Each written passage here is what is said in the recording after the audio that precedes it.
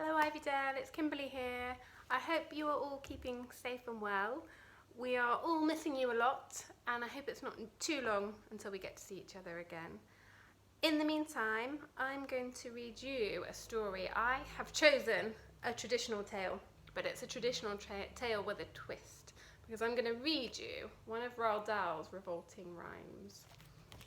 And I'm going to read you the story of Cinderella.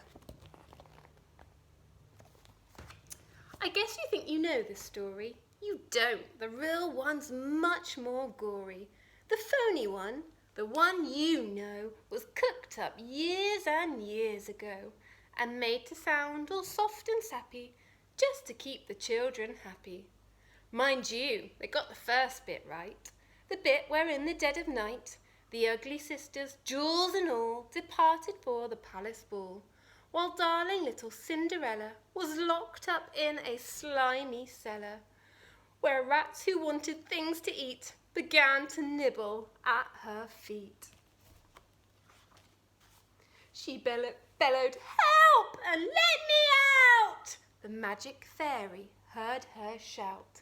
Appearing in a blaze of light, she said, "My dear, are you all right?" "All right," cried Cindy. "Can't you see?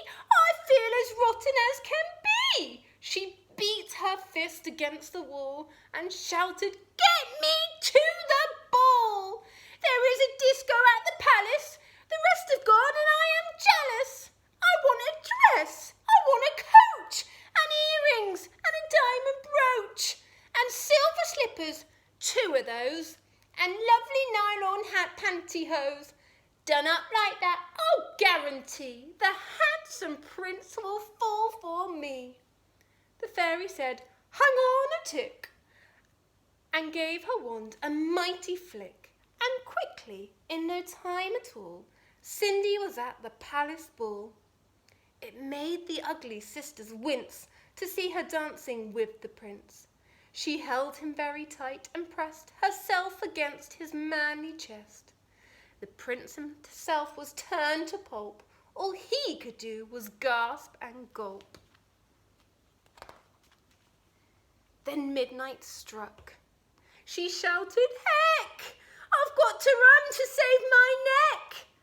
The prince cried, "No, alas, alack!" He grabbed her dress to hold her back. As Cindy shouted, "Let me go!" the dress was ripped from head to toe. She ran out in her underwear and lost one slipper on the stair. The prince was on it like a dart. He pressed it to his pounding heart. "The girl the slipper fits," he cried, "tomorrow morn shall be my bride. I'll visit every house in town until I've tracked my maiden down." Then rather carelessly, I fear, he placed it on a crate of beer. At once one of the ugly sisters, the one whose face was blotched with blisters, sneaked up and grabbed the dainty shoe and quickly flushed it down the loo. Then in its place she calmly put the slipper from her own left foot. Aha! You see, the plot grows thicker, and Cindy's luck starts looking sicker. Next day the prince went charging down to knock on all the doors in town. In every house the tension grew. Who was the owner of the shoe? The shoe was very long and very wide. A normal foot got lost inside. Also, it smelt a wee bit icky. The owner's feet were hot and sticky. Thousands of eager people came to try it on, but all in vain. Now came the ugly sisters' go. One tried it on. The prince screamed, "No!" But she screamed, "Yes, it fits, whoopee! So now you've got to marry me." The prince went white from ear to ear. He muttered, "Let me out of here." "Oh, no, you don't. You made a vow. There's no way you can back out now." "Off with her head!" the prince roared back. They chopped it off with one big whack. This pleased the prince. He smiled and said, She's prettier without her head. Then up came sister number 2, who shouted, "Now I will try the shoe." "Try this instead," the prince yelled back. He slung his trusty sword and smack. Her head went crashing to the ground. It bounced a bit and rolled around. In the kitchen, peeling spuds, Cinderella heard the thuds of bouncing heads upon the floor and poked her head around the door. "What's all the racket?" Cindy cried. "Mind your own biz," the prince replied.